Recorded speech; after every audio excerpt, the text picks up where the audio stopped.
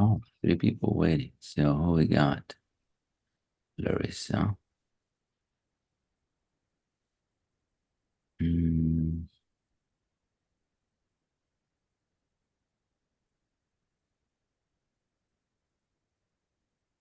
okay.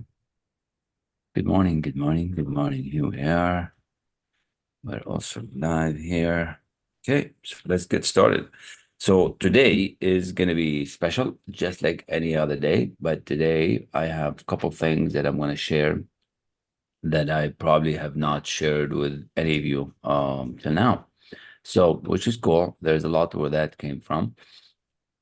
And we're going to continue the theme of the week, for learning about the terror barrier, learning about the fear, and understanding what fear is about and why are we so scared, and why do we feel the way we feel? Like what can we do to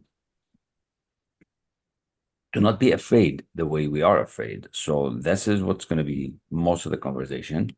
And then, of course, because I, like all of you here, some of the clients, we believe in the power of repetition. We are going to repeat the lesson on the terror barrier because I don't know how many times you've done it. I've done it a lot of times, and I'm going to do it one more time again today. That's how we're going to drill that baby in. We're going to land this baby, and if we understand the terror barrier, we are going to be so much better off than where we are right now. So I want you to um, buckle up, and it's going to be good. Take some notes. If you're listening online, listening to the replay, we miss you. Would like you to be live so you can ask your questions and participate in the action. That just tells me you are more ready for what you want to see. So I'm going to start by reading something for you, and I'm just going to want you to listen. You don't have this piece of paper.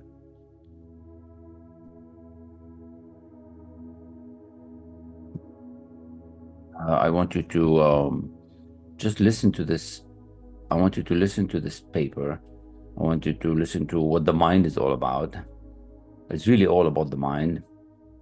And everything we're talking about, faith, fear, is all in the mind. So the mind, this is from one of the programs that I have that I teach, super private clients. It says, what is the answer to the question? What's this magic in your mind? What is this about? How do you develop this magic? Who am I? Right? There many people are always running around confused, asking, who am I? So if you take a second to think, who are you? I mean, yeah, you have a body, you have a skin, you have a color, but who are you really? I actually don't know the author of this page, but it's interesting. It made me think. And that's why I'm sharing with you. I like it when I read some things that make me think. So if I read some things that make me think, I want to read them again. So it says like this. What is the answer to this question? Who am I? I am your constant companion. I am your greatest helper or your heaviest burden. I'll push you onward or drag you down to failure. I'm completely at your command. Half the things you do, you might just as well turn over to me, and I'll be able to do them quickly and correctly. I am easily managed. But you must be firm with me, show me exactly what you want, and after a few lessons, I will do it automatically. I am the servant of all great men and women, but alas, I have made failures of all those who are failures as well. Those are great, I've made great. Those who are failures, I have made failures. I'm not a machine, though I work with all the precision of the finest machine you know, and the intelligence of the smartest person you've ever met. You may run me for profit or run me for ruin. It makes no difference to me. Take me, train me, be firm with me, and I'll place the world at your feet. Be easy with me, and I will destroy every dream you have. Who am I?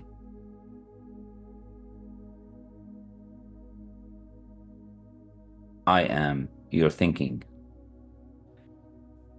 I am your thinking.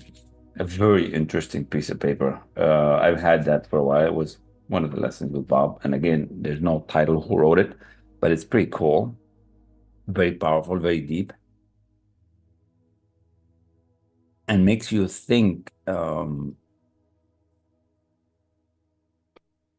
Makes you think, right? And it's gonna make you think about your thinking capacity, like how much capacity do you have? How much this thinking capacity do we have?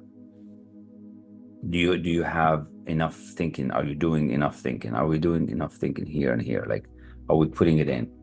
Because it's all about the mind. So if you're just listening to it for the first time, I haven't read it for a while. I mean, I suggest you can listen to it again on the recording, especially if you have access to it. It's pretty cool. I've read it before, reading it again yesterday, and just again this morning. It just hits home. So, welcome to the 6 a.m. club. This is where I share with you freely what I'm studying and what I dig deep into, and that's why you're here.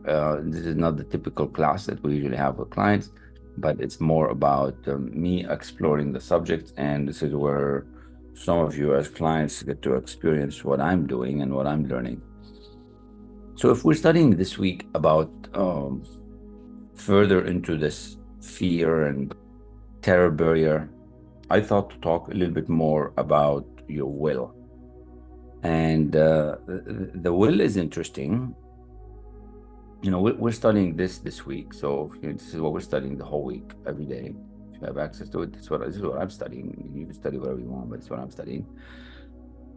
But I want to mention a little bit about the will today. And what is the will? Where is this will? How do we get things into this will?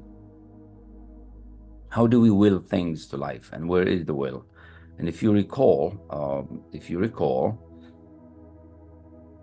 hello Bob, good morning. He's right there. All right, I'm gonna zoom into this first, like that, so you can see me and Bob and this.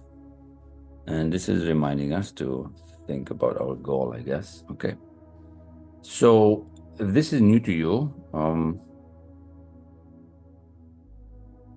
this is the conscious mind, the intellectual mind. And this is, like we said yesterday, we're going to call it our feeling mind. We might as well. It's a subconscious mind, but we might as well call it our feeling mind. Yesterday, we talked a lot about the feeling. And this is our conscious mind. Now, I don't know if you know that or not, but the higher mental faculties, which we mentioned in lesson 3, 4, and 5, they start talking about. Lesson 5 is deeply into that, right? Higher mental faculties, what are they, right? So we have intuition, imagination, memory, perception, reason, and will.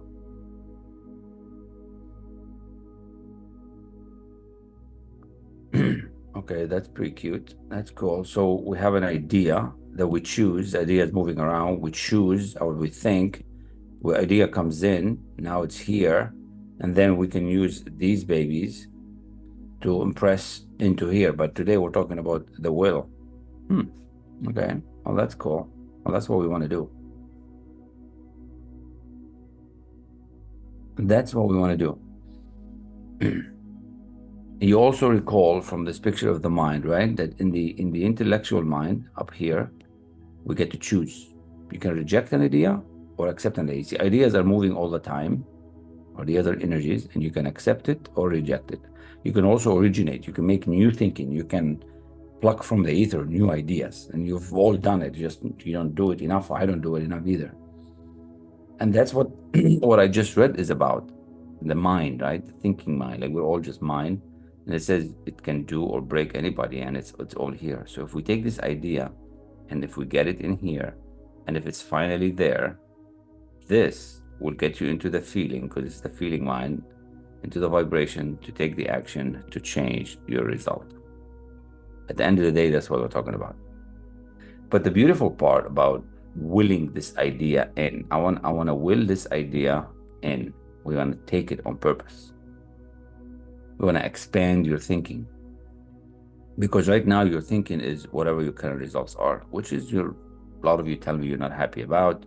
You want more love, more relationships, more money, more income, more of everything. I always want more too. We always want more.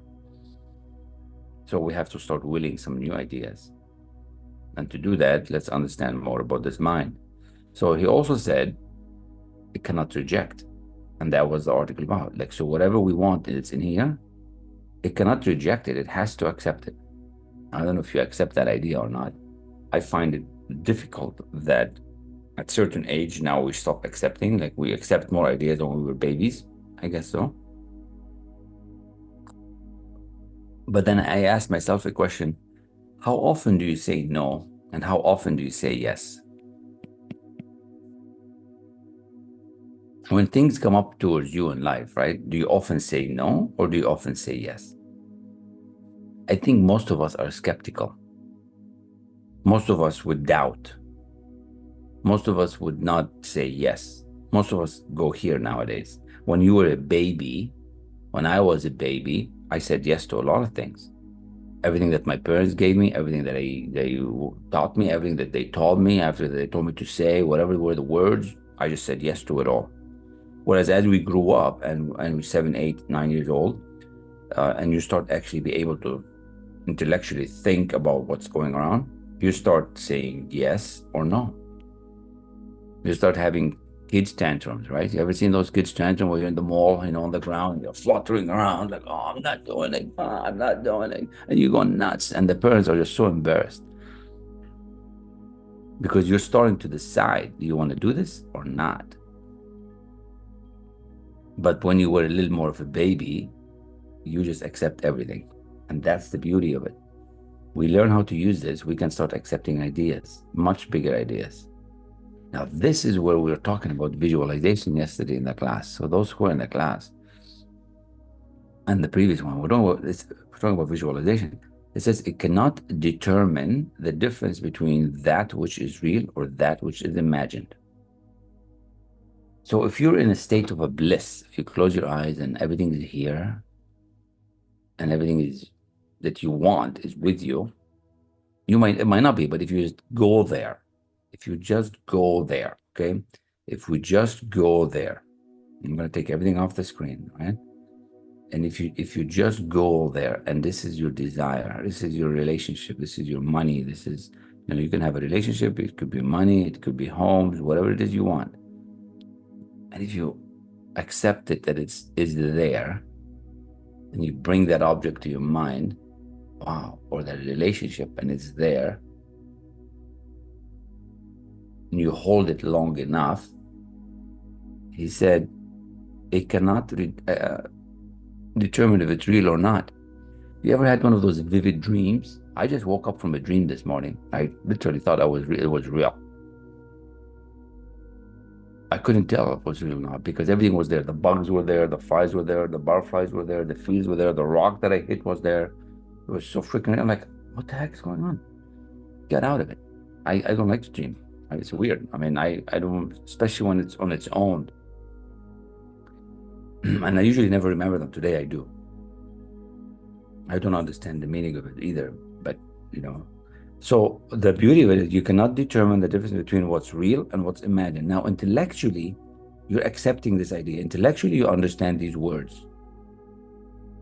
And this is when you study with me, we start to learn what we know intellectually, what we know on the subconscious. And the letter said we need to know it on the subconscious level, not just on the intellectual level. What do I mean by that? Let me have another picture here. I think it's here. I'm not going to remember.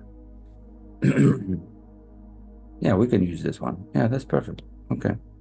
So intellectually, you can earn more money. Intellectually, you can be better. Intellectually, you can work out and you know how to work out. Intellectually, you know how to lose weight. Intellectually, you know how to love more. You know how to be kind. You know how to be loving. You know how to be awesome. You know how to be beautiful. You know how to, whatever, produce more. Intellectually, you do. Intellectually. But do you actually do it on the subconscious level? So you can be collecting information all your life.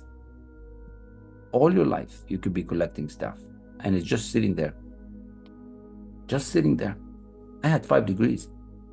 I still have them. They're still in my mind. They're still here. I have all these books, all these degrees, 1 to 5. You have books you can read. So many of you, if you've gone to a lot of conferences, many coaches, many things before, they've taught you things, and you just block these things up here. And you just fill up. You're just full, but your results are really what matters. And the only way the results are going to change is if we take these things and start putting them in here and start doing, start getting into this feeling, the vibration to actually doing action. Collecting information has to stop. You need information to learn, but it's more about what are you doing about it? What are you doing about it? People can watch YouTube all day, all night long. You can go watch Bob's videos till the cows come home. It's all just up here. It's when your behavior starts to change. And that's what this image actually is all about. This is from the attitude lesson, and you need the will to do this. And that's how we're going to keep bringing back the will. What is this attitude thing? Well, he's talking about your thoughts, your feelings, and your actions. Because you get thoughts up here, we want to get them into the feeling of these thoughts. What does it feel like to be on the beach? What does it feel like to have the money? What does it feel like to have the relationship? What does it feel like? You close your eyes and you go there, which is going to give you ideas to get into this vibration. And remember, this feeling mind, we talked about it the other day, is connected to the body for a reason. It's not connected to this body, which is the small part of you. It's connected to here, to this feeling mind for a reason, because it tells the body what to do, to take the action, to get the results that you want. And now he says, good action, good result. Bad action, bad result. No action, no result. This is from Lead the Field, Earl Nightingale. You gotta take the action. It doesn't matter. You gotta take the action, because that's how we learn. It's so crazy. So where is the will? What are we gonna do with this will thing? Well, lesson 5 in thinking into results. If you've never studied in your life, I suggest you do. It's actually better than my MBA. Lesson 5 is better than my MBA. I paid hundreds of thousands of dollars for the MBA, and I tell you, lesson 5 is so much better than it. It's so much better. There's so much more into it.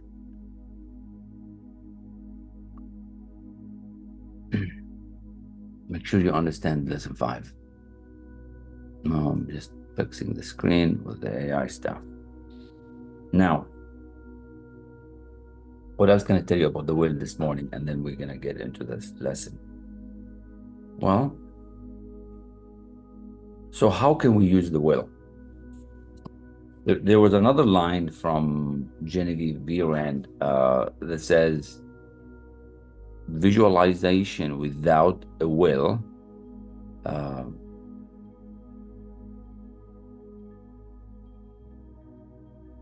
is not effective, or it's like contrary to the belief, and it's not going to get you anywhere. So you have to find the book. I couldn't find it this morning, otherwise I'd read the sentence properly. But basically the main concept that I read, the visualization without having a strong will that you're on purpose, one of the higher manufacturers to use, it doesn't get you anywhere. But it's also contrary to the regular thinking. So you have to start visualizing on purpose. And I want you to start knowing that you're thinking this is part of you. You have to start using this part. Now, why do we want to use this part? Because this part is only 2%. This part is 98%. And that's why when people get coached, any little change has a much bigger effect on results, because this guy, the feeling mind, has so much power. And the emotions are part of your mind. So your emotions are part of it. This is your emotional mind. These emotions, these feelings are what drives you. If you feel good about something, you will take action toward it. If you don't, and if you're scared, you probably won't. You probably stay in worry, doubt, and fear. So you can use your higher mental faculties. Why do you want to use these? Because if you don't use the higher mental faculties, the imagination, intuition, memory, will, reason, perception, if you don't use these, in my experience, every one of you could be different. In my experience, if you don't use these, you'll end up using the common senses. What you see, hear, touch, taste, and feel, which could be misleading because these results are connected to these. So your current results are connected to your common senses, which tells your brain what to think about here or here, which is subjecting to your subconscious mind. So that's why we want to develop these higher mental faculties. That's why you want to develop the will, so you can start choosing what you want. So you can start deciding on which idea you say, nope, I'm not taking that. Nope, I'm not taking that idea. You reject it. Remember, this guy can reject. This guy cannot reject. But you need these higher mental faculties to reject them out. Without them, you don't. So most people are like a leaf in the wind. What do I mean, like a leaf in the wind? Whatever they hear outside, it goes right in. Whatever's happening then. So every day they'll have a good day, bad day, bad day, bad day, bad day, bad day, because everything's going on outside. Instead of starting to have a choice to what to listen to, who to listen to, and what to allow in. And that's the control that we want to give you. We're going to use your will to help you allow in only what you want. And I think I mentioned that yesterday. And it's also mentioned in the auto-suggestion chapter that your emotions are what's driving you. Like, how can I get this point across? I don't know how to get it across. Like you don't think of the feeling. You feel the feeling. So for example, let's say you're scared. You don't think you're scared. You feel that you're scared. You actually, vibration-wise, you feel it. Let's say we'll talk about confidence. You don't think the confidence, you feel the confidence. So like, I really want you to accept the idea that this is your feeling mind. This is your feeling mind. What do I mean by that? You don't think about the feeling. You feel you feel afraid. You feel confident. You feel courageous. You feel rich. You feel poor. So the thinking connects you to the feeling, and it's the emotional part of you. So start understanding that a little bit more. That's how it works. Because like sometimes you ask yourself, why am I afraid? Well, because you're feeling afraid. How come I feel confident? Because I'm feeling confident. You don't think confident, you feel confident. So what if you can start feeling rich and knowing how that is? Because once you start feeling rich and wealthy and happy and healthy, guess what? You're going to start becoming that. See, everything I'm doing has a purpose. These whole ideas have a purpose. So we start thinking, okay, then we just have to start paying attention to all these thoughts that we have. Well, what thoughts are we keeping in here? I think we talked about yesterday in the class, and it's not just the one thought, the one time that you think about it and you bring it in. No, it's all this other time that's left, and that what's the story that you're telling yourself? What's the story that you're telling yourself? You have to get a grip on the story.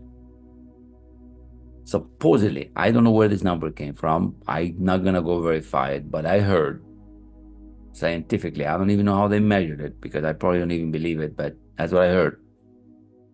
Don't ask me how they measured it. I have no idea who even came up with it. Every day, all these different thoughts that are flying out, supposedly the human being, because we're living a human being experience. Supposedly there are 76,000 thoughts a day. I don't know how they measure it. Maybe with electrical impulses in your brain, maybe some of those weird charts about the brain stuff. I don't know how they measure it, but that's supposedly what they measure. So all these thoughts are flying around. So how many of them are you rejecting? How many are you accepting? Your will, your higher mental faculty is what's going to give you a grip on these thoughts, not to allow the current conditions to mess you up, because the current conditions are connected to what you see, hear, feel, touch, and taste. It's connected. And if you're getting 76,000 thoughts a day, how are you rejecting all these ideas? You're getting them because your common senses are giving you these signals. It's keeping you safe. That's part of your living. And we need these higher mental faculties to be empowered. That's why we're doing this. That's why the will is important. Such an important higher mental faculties. Now, I think we talked about this one before, and then we're gonna just zoom in into what are we with time here? Let's make sure 9:26. Okay, that's where this comes in. That's where with this story of this young lady who went from very little, very, very little.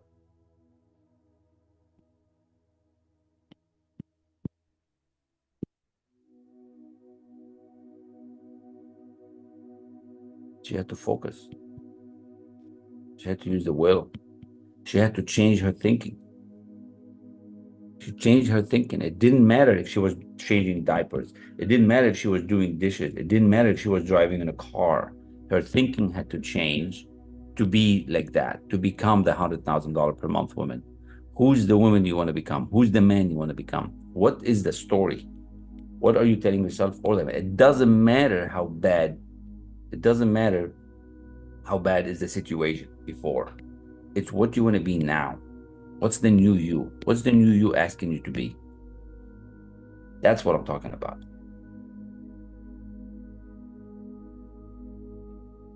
That's why we're studying this well. But you're afraid, and I'm afraid too. We're probably afraid from being rich, because who knows what our parents told us. I know they've told me rich people are bad. I know they told me rich people steal. I know they told me rich people are, lawyers and mafias. And it's like, what the hell? Is that still in my mind? Is Grandpa Kamal still telling Kamal that rich people are bad? I've never met a bad rich person, actually, myself, that I've had dinner with or hang around. They're all nice people, but that's what I was told.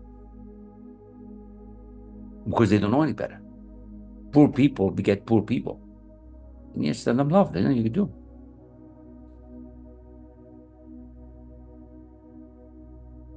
If you want your life to change, to this next level,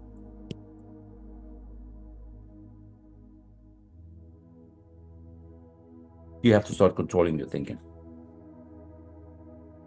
and start acting like the man or the woman who you want to become. That's for me as well. It's not just for you guys I'm talking to me now. You got to start acting, being, behaving, feeling, being seen like the man or the woman you want to become. It's not wishful anymore. You have to, I don't want to say force it. You have to will it in. You have to will it in. Will, then you. It doesn't matter that right now you're struggling. Right now you can't pay the bills. Right now the money is just not there. Start acting and being. It doesn't matter. All the time. What's the story? You want to be it. But most of us give excuses. You don't understand, Kamal. You have no idea what I'm going through. You don't know what my farm needs. You don't know what my kids want from me. You don't know my boyfriend. You don't know my mom. You don't know my body. You don't know what we've all gone through stuff. We all have stories. Start changing the story. Get rid of that old story. Build a new story. Build a new model. I have a story too. I can live in my misery if I want to all the time and have people sympathize and empathy, but that's not what I want. And I think I mentioned that yesterday. If not, and that's why mentorship is so important. because you can do it. And that's what we empower you to do. We empower you to be your greatness.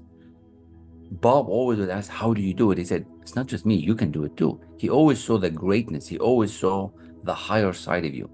He always saw us without the limitation. He always saw us without the weak Kamal, without uh, the little poor me. He saw the greatness in us. And that's how you want to see yourself. That's how you want to see your kids. If you have kids, if you have teenagers, you want to see how great they are, not how much they suck. If they sucked at the basketball game, don't even talk about it. Talk about how many few goals they scored. That's it.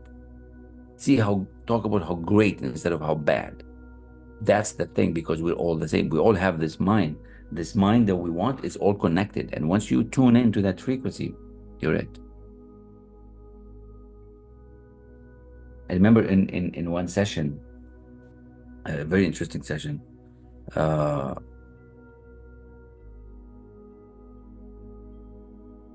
we'll just stay with this picture.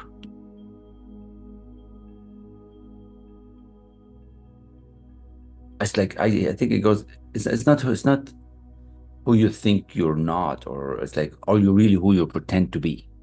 Are you really who are you pretending to be? I think it was at the same time when he's giving that lecture, if I want to be free, I have to be me. He was listening to Van Gogh on the stage, in the stadium, and he's like, are you really who you are pretending to be? It's not by accident that you're here. You're here because you want more. You're here because you want focus. You're here because you want to become better. Well, this is the secret. To start being more and more on this frequency and vibration, to stop being afraid and start taking more action. Now, the doubt, the people who are doubt, they're always saying, how do you think I can do it? I know you can, because I could do it. So did Richie, so did Trudy, so did Lori, so did Carlos, so did hundreds of other names. You can go and look them up. This is the people that are in my world. There's many other people that doing a whole lot more, because they're empowered to do a whole lot more. So if I can do it, you can do it.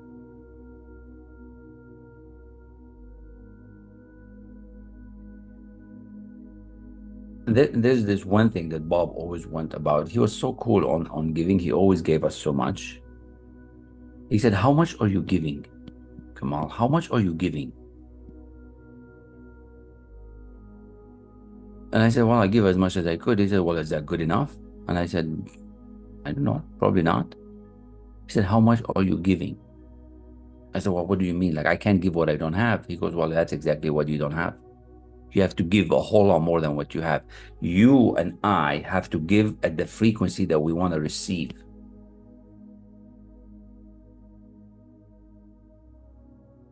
Okay, like, how do I do that?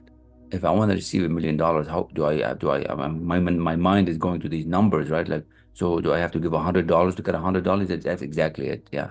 You have to give value. You have to add better. You have to make better projects, make better speeches. You have to give at the frequency and vibration that you want to receive, not just some of the time, all the time.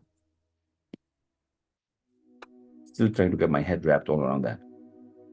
Give at the same frequency that you want to receive at, because of this, actually, right? I want to show you why that is. You probably know, but I'm going to show you why that is.